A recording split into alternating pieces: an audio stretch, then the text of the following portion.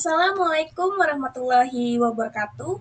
Perkenalkan, nama saya Marsha Aulia Sasmita, NPM 2478-2017 dari kelas TRI 3A. Jadi di sini saya mau mengerjakan tugas pada matkul analisis dan ilmu data, yaitu pada lab ke-7 ya teman-teman. Jadi di lab 7 itu terdapat data visualization, yang dimana di lab 7 ini menggunakan dataset yang namanya Telco Customer Churn. Tujuan umumnya yaitu mahasiswa mampu mengeksplorasi dan menginterpretasikan data menggunakan berbagai bentuk visualisasi eksploratif, yaitu statistik dan interaktif, untuk memahami pola pelanggan dan faktor penyebab churn. Terus deliverables-nya itu tidak perlu ya. Jadi kita langsung ke tahap 1. Jadi tahap yang pertama itu pengenalan dan persiapan. Tujuannya itu buat apa? Ya tujuannya itu untuk menyiapkan dataset dan mengenali struktur data sebelum dilakukan eksplorasi visual. Untuk langkah kegiatannya, teman-teman bisa membuka Google Colab dan buat notebook baru ya. Terus yang kedua, teman-teman harus bisa mengimport pustaka analisis data, yaitu bisa menggunakan Pandas, Chevron, Matplotlib, atau Plotly. Nah, yang ketiga, itu mengunggah dataset telco customer churn. Yang keempat, tampilkan 5 baris pertama data dan periksa tipe data serta nilai yang kosong. Yang kelima yaitu catat variabel penting seperti tenure, monthly charges, total charges, contract, dan churn. Oke, langsung saja kita ke Google Colab-nya. Di sini saya sudah membuat notebooknya ya. Jadi di sini itu sudah ada kode dari pengenalan dan persiapan data, teman-teman. Nah, di sini itu gunanya kode Pandas, yaitu untuk mengolah dan membaca data dalam bentuk tabel. Kalau Chevron dan Matplotlib ataupun Weplot itu untuk membuat grafik visualisasi data. Kalau Plotly Express itu untuk membuat grafik interaktifnya, teman-teman. Jadi di dalam file dari Google Colab ini, dari kodenya nih, mana nih? Files Google Colab nih. Nah, itu gunanya agar filenya itu bisa terupload ya di Google Colab-nya gitu. Kalau untuk SNS.set itu gunanya untuk mengatur style grafik jadi lebih rapi, yaitu background yang putih dengan grid. Jadi, misalnya nih teman-teman sudah mengoutput ini ya, sudah klik ini, lalu nanti di sini bakalan diminta untuk memasukkan files. Nah, teman-teman masukin saja tuh untuk file datanya gitu, file datasetnya. Gitu teman-teman. Nah, ini muncul outputnya ya. Jadi untuk outputnya itu di sini ada gendernya, ada female, ada Malay, terus di sini ada senior citizen, terus di sini ada dependence, terus ada tenure, phone service, multiple lines, terus internet service. Setelah itu ada online security, device protection, terus touch support, habis itu streaming TV, streaming movies, ada contract, ada paperless billing, terus ada payment method ya. Terus ada yang terakhir atau bukan, berarti yang terakhir itu ada chart. Oke, jadi kita langsung ke kode yang kedua. Nah, kita harus membaca strukturnya ya. Mana nih strukturnya? Oke, jadi kode yang langkah-langkah yang kedua itu kita harus membersihkan dan menyiapkan suatu datanya. Nah, tujuannya itu memastikan data dalam kondisi yang bersih, lengkap, dan siap divisualisasikan. Untuk langkah kegiatannya, yang pertama, teman-teman harus mengidentifikasi nilai yang kosong atau bisa disebut dengan missing values dan isi atau hapus sesuai konteksnya. Yang kedua, teman-teman pastikan tipe datanya setiap kolom itu sudah sesuai atau belum. Dan itu untuk bagian tipe datanya jenis masuk ke dalam numerik atau kategorikal. Yang ketiga itu hapus baris duplikat bila ada. Yang keempat yaitu ubah nilai kategori agar lebih seragam, misalnya yes or no menjadi satu or zero jika diperlukan. Terus yang terakhir itu teman-teman harus menyimpan dataset yang bersih sebagai dasar visualisasinya gitu. Jadi di sini saya sudah ada kodenya ya. Nah, untuk kodenya itu yang pertama,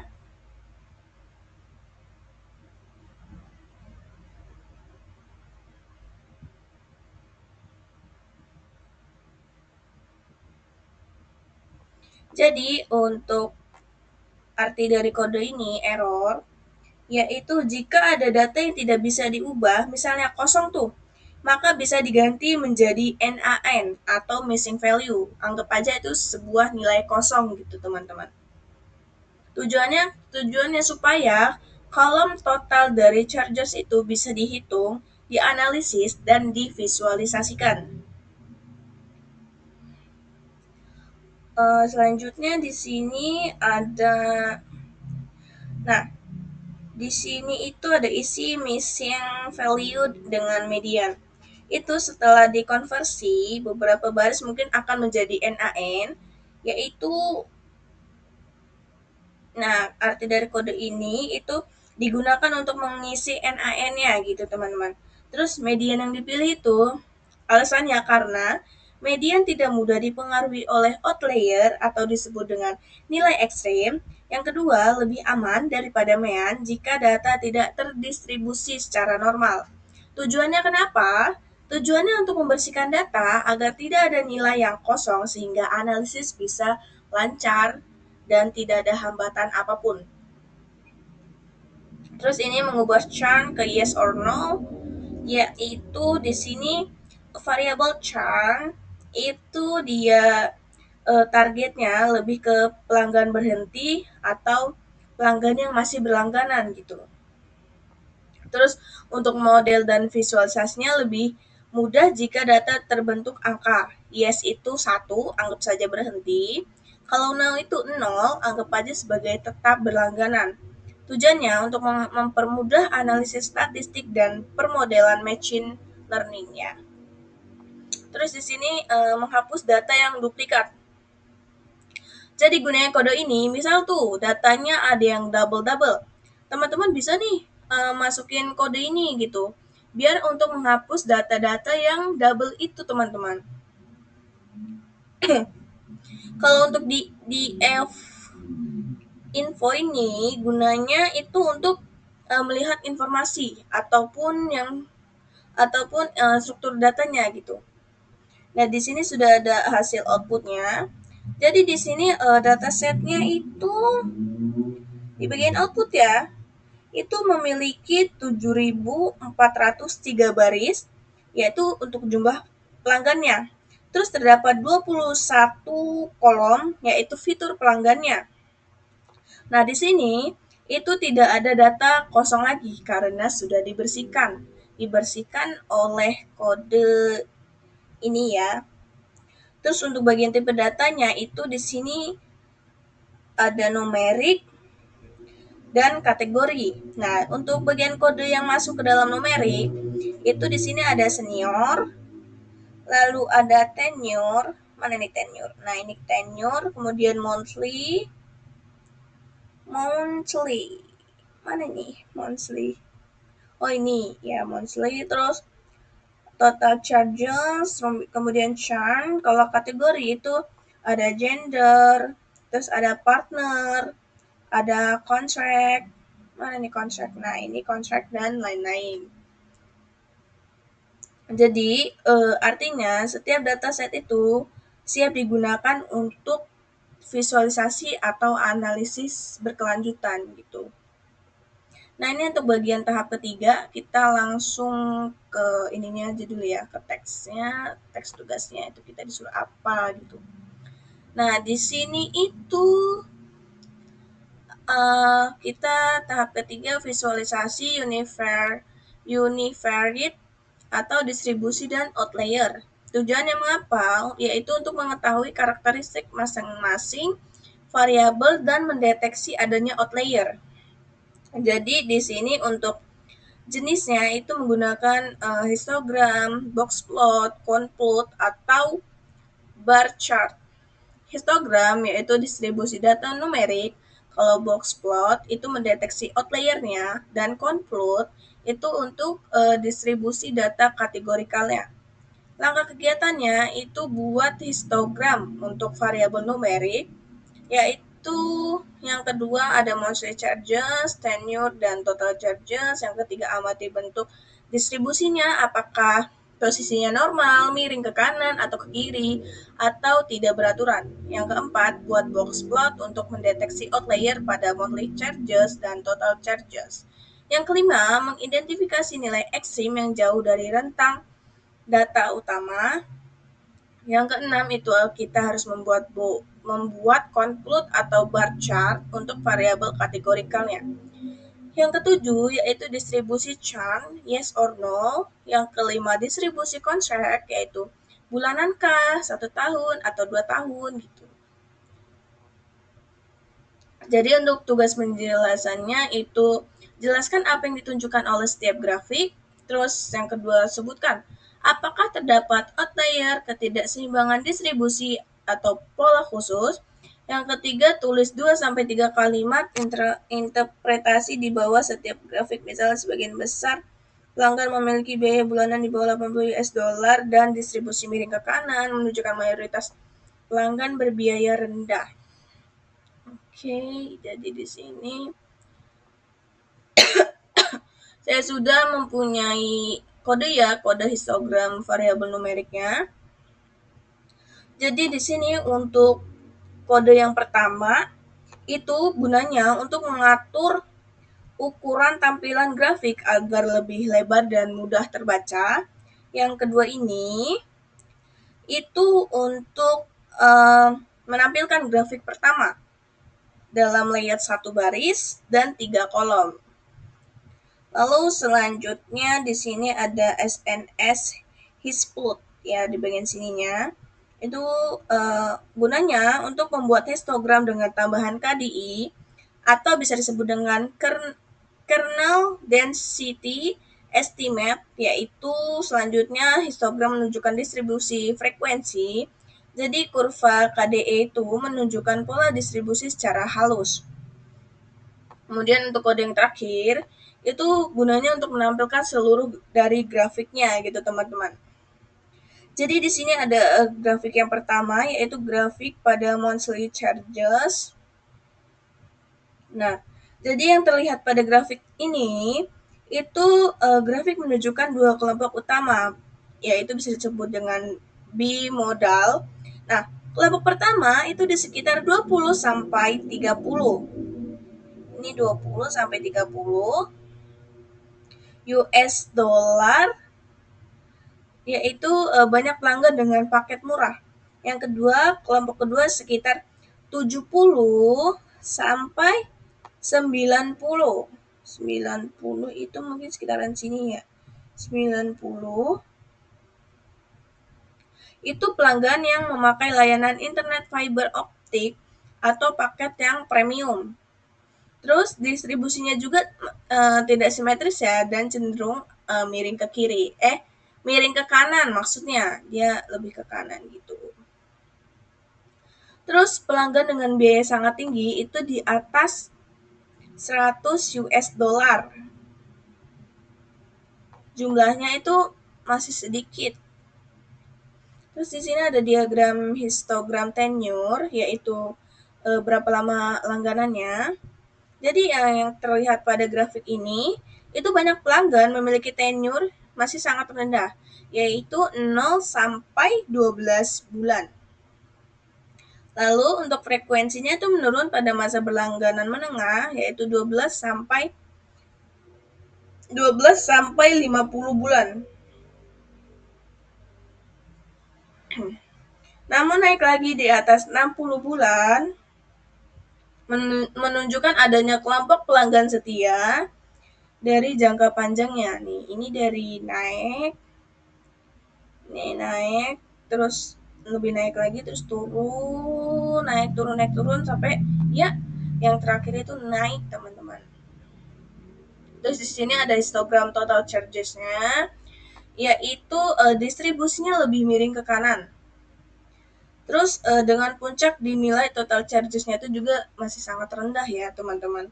Jadi hal ini konsisten dengan tenure karena pelanggan baru belum banyak melakukan pembayaran total. Nah, semakin besar total charges, semakin sedikit jumlah pelanggannya gitu.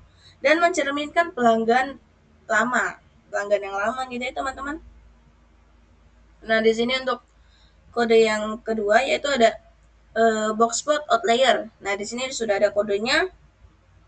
Jadi di bagian kode SNS boxplot itu digunakan untuk menampilkan boxplot, yaitu grafik yang menunjukkan sebaran data sekaligus mendeteksi outlier-nya. Nah, boxplot ini akan menampilkan median. Median itu garis tengah. Yang kedua ada IKR, yaitu kotak. Yang ketiga ada whisker, yaitu garis batas normal data. Yang keempat itu ada outlier, yaitu titik nilai ekstrim yang berada di luar whisker. Nah, untuk bagian penjelasan grafik yang pertama, di sini itu cuman ada monthly charges sama total charges ya, teman-teman. Nah, pada grafik yang pertama itu ada box plot monthly charges, itu terlihat masih cukup pendek dan rapat ya. Jadi untuk nilai biaya bulanannya pun tidak memiliki banyak variasi ekstrimnya gitu, berbeda dengan halnya yang ada di total charges-nya gitu, teman-teman. Dan di monthly charges-nya ini hampir tidak terlihat outlier-nya pada variabel ini. Jadi untuk median biayanya itu sekitar 70 sampai 80 US dollar, yang artinya separuh pelanggan membayar biaya bulanan pada kisaran tersebut. Terus untuk rentang datanya tersebar dari 20 US dollar hingga 120 US dollar, namun masih dalam batas yang wajar. Kemudian untuk total charges-nya itu lebih kelihatan panjang ya dari monthly charges-nya, terus menunjukkan variasi nilainya pun lebih besar gitu ya.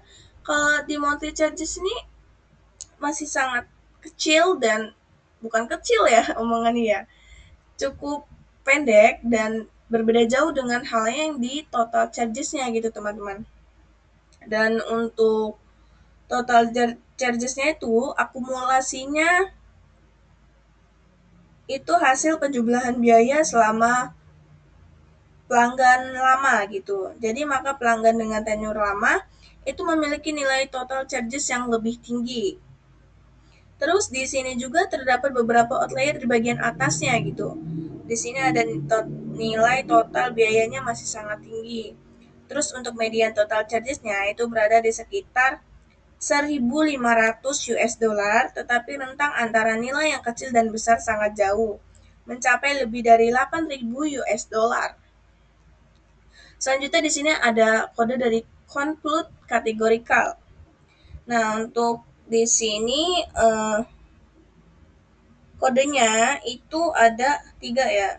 Kodenya yang pertama itu untuk melihat grafik batang. Jadi grafik batangnya itu akan menampilkan sebuah jumlah data berdasarkan frekuensi kategorinya. Nah, di sini juga variabelnya itu akan menampilkan churn. Jadi grafik itu akan memperlihatkan berapa banyak sih pelanggan yang churn dan yang tidak churn gitu. Kemudian yang kedua itu untuk memberikan judul pada grafik agar lebih jelas dan mudah dipahami. Yang ketiga itu yang gunanya untuk menampilkan grafik pada output, dan tanpa ini grafik tidak akan bisa muncul gitu. Jadi untuk penjelasan kodenya, penjelasan outputnya di sini. Jadi pada sumbu X itu di sini, sumbu Y itu di sini. Ya, di sini. Terus di sumbu X itu ada dua angka ya. Yang pertama itu ada 0 dan ada 1. Yang 0 itu pelanggannya tidak churn atau dia masih bisa disebut dengan masih berlangganan. Kalau yang angka 1 ini itu pelanggan churn, yaitu dia sudah berhenti berlangganan kepada kita nih misalnya. Jadi di sumbu Y itu gunanya untuk menunjukkan jumlah orang. Jadi di sini untuk yang 0 itu terdapat mungkin sekitar 5.000. Kalau yang satu ini sekitaran ya hampir 2.000 lah ya, tapi tipis banget gitu. Jadi kita langsung ke tahap keempat, yaitu visualisasi bivariate. Yaitu di sini ada scatter plot, net tenure versus monthly charges. Arti dari kodenya itu yang pertama itu untuk membuat area grafik dengan ukuran 6 dikali 4 inci. Hanya mengatur ukuran tampilan grafik agar tidak terlalu besar atau tidak terlalu kecil. Untuk kode yang kedua itu membuat grafik scatter plot, yaitu titik-titiknya gini. Terus untuk data DF-nya itu mengambil data dari data frame bernama DF. Kalau X tenure itu untuk sumbu X berisi lama pelanggan berlangganan dalam bulan. Kalau untuk yang terakhir, oh enggak, ini ada monthly charges gunanya untuk sumbu Y, yaitu isinya biaya langganan yang dibayar oleh pelanggan. Kalau churn itu untuk menunjukkan warna titik apakah pelanggan churn berhenti berlangganan ataupun tidak. Terus untuk yang ini terakhir itu untuk menampilkan grafik ya teman-teman. Dan di bagian chart ini ya, itu angka 0 anggap aja sebagai biru. Jadi dia sama dengan bisa dikatakan dengan tidak chart, yaitu pelanggannya masih tetap. Kalau yang angka 1 yaitu orange itu pelanggannya berhenti berlangganan nih. Ini biru, ini orange gitu. Nah, sudah saya katakan tadi, ini untuk angka 0 itu warna biru, angka 1 itu oranye, yaitu untuk makna pola yang terlihat. Jadi pelanggan dengan tenure rendah itu baru sedikit bulan berlangganan. Jadi lebih cenderung lebih banyak ke yang churn, yaitu titik orange cukup banyak pada bagian kiri grafik. Artinya pelanggan baru lebih rentan berhenti. Yang kedua, itu ada pelanggan yang sudah lama atau tenure tinggi, misalnya 40 lebih dari 40 bulan, yaitu dinominasikan oleh warna biru. Artinya, semakin lama pelanggan berlangganan, semakin kecil kemungkinan mereka itu churn gitu. Yang ketiga itu ada monthly charges, yaitu bisa disebut dengan biaya bulanan yang tinggi, tampak juga memiliki sebagian titik orange. Jadi biaya bulanan tinggi mungkin menjadi salah satu ya alasan mengapa pelanggan itu berhenti untuk berlangganan gitu. Di sini ada box plot, yaitu arti kodenya yang pertama ada MLT figure untuk mengatur ukuran grafik menjadi 6 kali 4 inci agar terlihat lebih proporsional. Kalau SNS box plot yang ini itu untuk membandingkan apakah distribusi nilai monthly charges berdasarkan jenis kontraknya.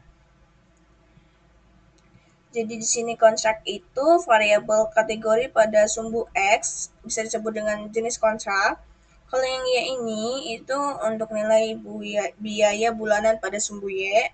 Kalau data DF itu untuk mengambil data dari data frame yang digunakan.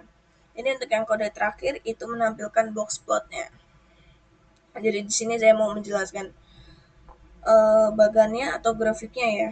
Jadi untuk yang pertama yaitu ada month to month, yang dimana biaya itu lebih cenderung, lebih tinggi dan lebih beragam, atau bisa disebut dengan variatif. Yang kedua itu ada one year, yang dimana biaya cenderung lebih stabil, rentangnya lebih lebar pada bagian tengahnya. Yang ketiga itu ada 2 year, yaitu biaya cenderungnya lebih rendah dibanding month to month. Gitu, teman-teman. Terus di sini ada grouped ya. Grouped bar chart.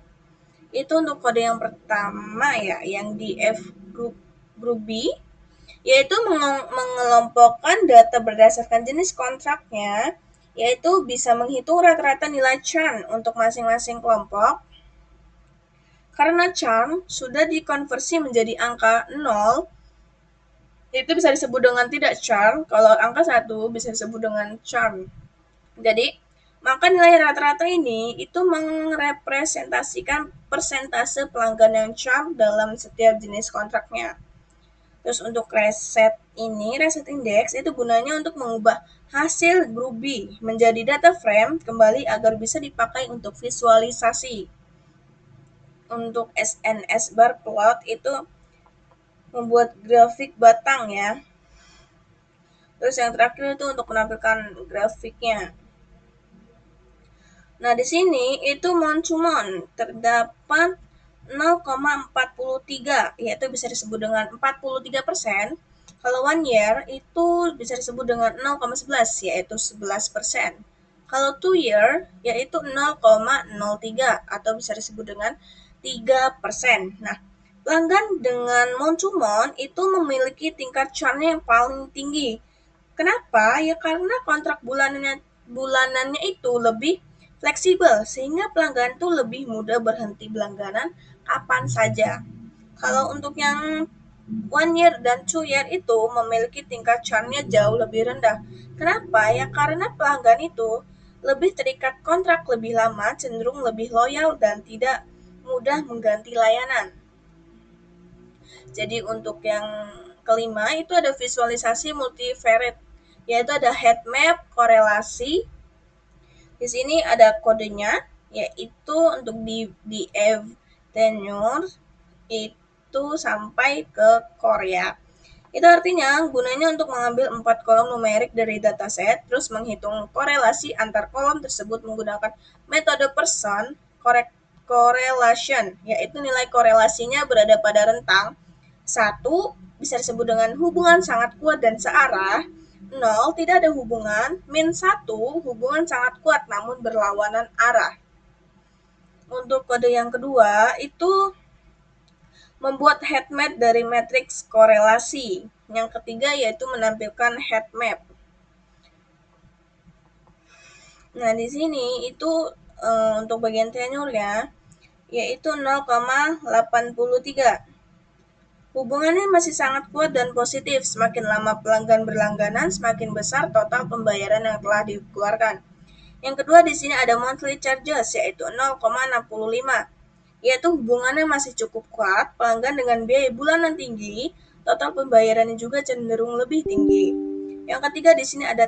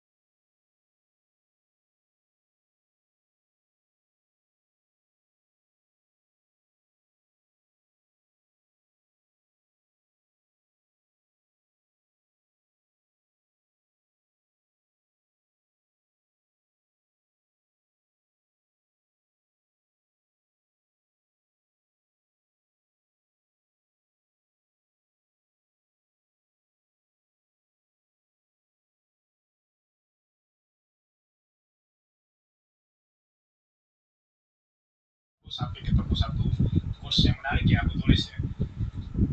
If you want to do something incredible, wait. Duh, laptopnya pakai mati segala. Oke, baik. Jadi langsung saya lanjutkan aja ya.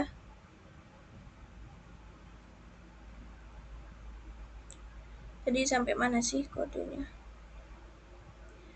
Kodenya itu mana ya? Nah, tadi sampai ini ya. Total charges itu 0,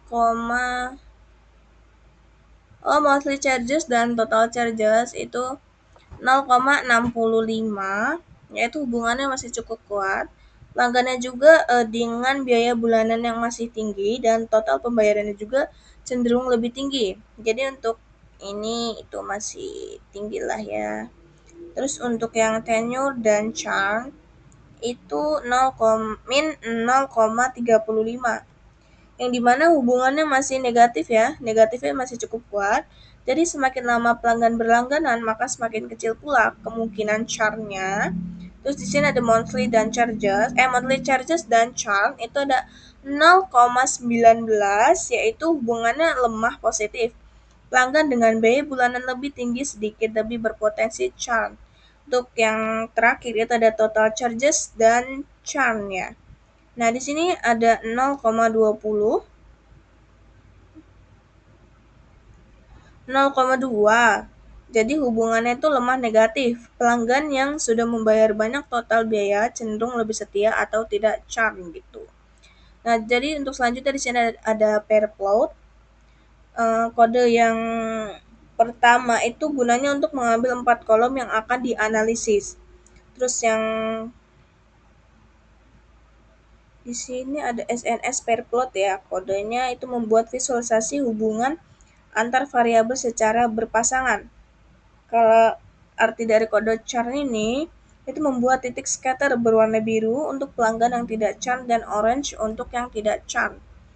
Terus untuk penjelasan outputnya di sini itu ada distribusi tenure, itu pelanggan yang churn yang warna orange, itu paling banyak berada pada tenure rendah, artinya pelanggan baru lebih mudah berhenti berlangganan. Nah, yang ini. Terus yang kedua di sini ada distribusi monthly charges, yang dimana tidak ada perbedaan distribusi yang terlalu jauh antara churn dan tidak churn. Terus yang ketiga itu ada hubungan tenure dan total charges. Ini itu garis hubungan terlihat lebih positif dan jelas, yaitu semakin lama pelanggan berlangganan maka semakin besar total biaya yang dibayarkan. Lalu di sini ada monthly charges dan total charges ya. Nah, ini untuk hubungan positifnya juga masih terlihat, teman-teman. Kenapa? Karena pelanggan dengan biaya bulanan tertinggi itu masih cenderung memiliki total pembayaran tinggi juga gitu. Nah, untuk yang terakhir di sini ada visualisasi interaktif atau plotly. Nah, jadi di sini untuk penjelasan elemen grafiknya di sini ada x-axis, x-axis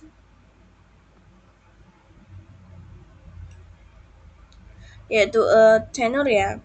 Nah, artinya lama pelanggan berlangganan bulan dari 0 sampai sekitar 72 bulan, atau untuk sumbu yang Y yaitu excess monthly charges, yang dimana biaya bulanan yang harus dibayar pelanggan. Yang ketiga ada color atau churn, yaitu titik berwarna kuning, pelanggan churn itu 1, biru itu tidak churn, bisa dianggap dengan 0. Jadi untuk hover data yaitu contract, ini yaitu saat titik di hover, yaitu tipe kontraknya akan muncul month to month, 1 year ataupun 2 year. Nah, di sini itu kode yang kedua ya. Jadi di sini ada DF Groovy, yaitu untuk mengelompokkan data berdasarkan jenis kontrak pelanggannya, yaitu month to month, 1 year atau 2 year. Terus di sini ada Churnman, yaitu gunanya untuk menghitung rata-rata churn di setiap jenis kontraknya. Karena churn sudah berupa 0 dan 1, yaitu persentase dari churn-nya. Terus ada apa nih? PX bar ya. PX bar itu gunanya untuk menampilkan grafik batang yang menunjukkan sumbu X dan sumbu Y-nya. Jadi untuk penjelasan dari grafiknya yaitu berdasarkan grafik batang tersebut terlihat bahwa tingkat churn masih sangat dipengaruhi oleh jenis kontrak yang digunakan para pelanggan. Jadi di sini untuk kontrak monsumonnya itu memiliki tingkat churn yang tertinggi yaitu sekitar 45% ya. Jadi hal ini menunjukkan bahwa pelanggan dengan pembayaran bulanan lebih mudah memutuskan layanan karena tidak memiliki komitmen yang jangka panjang. Jadi di sini untuk pelanggan dengan kontrak 1 year yaitu memiliki tingkat churn yang jauh lebih rendah sekitar 11%. Kalau yang 2 year itu lebih rendah lagi hanya sekitar 3%. Oke, untuk selanjutnya di sini ada di sini tuh kodenya itu menunjukkan untuk melihat sebaran biaya bulanan yaitu monthly charges berdasarkan jenis layanan internet yang digunakan pelanggan, yaitu DSL atau fiber optik ataupun no internet service. Nah, di sini itu untuk internet service ataupun DSL yaitu biaya bulanan pelanggan DSL-nya umumnya berada pada rentang US dollar 20 hingga US dollar 80. Jadi sebaran datanya itu terlihat cukup merata dan hal ini menunjukkan bahwa fiber optik adalah layanan dengan biaya yang paling mahal. Jadi sehingga pelanggan fiber optik itu masih cenderung membayar lebih tinggi setiap bulannya. Terus di sini ada internet service. Oh, berarti tadi yang kedua, ini yang pertama, yang kedua, yang ketiga. Jadi yang terakhir di sini ada internet service ya, warna hijau, yaitu sebagian besar pelanggan yang tidak menggunakan layanan internet hanya dikenakan biaya sekitar 20 US dollar. Jadi grafiknya itu hampir datar dan hanya muncul pada 1 sampai 2 rentang biaya. Nah, menunjukkan bahwa pelanggan ini hanya berlangganan layanan telepon ataupun TV tanpa internet. Oke, baik, cukup segitu saja yang dapat saya sampaikan. Mohon maaf tadi terdapat kendala yaitu laptopnya mati. Saya akhiri, wabillahi taufiq wal hidayah. Wassalamualaikum warahmatullahi wabarakatuh.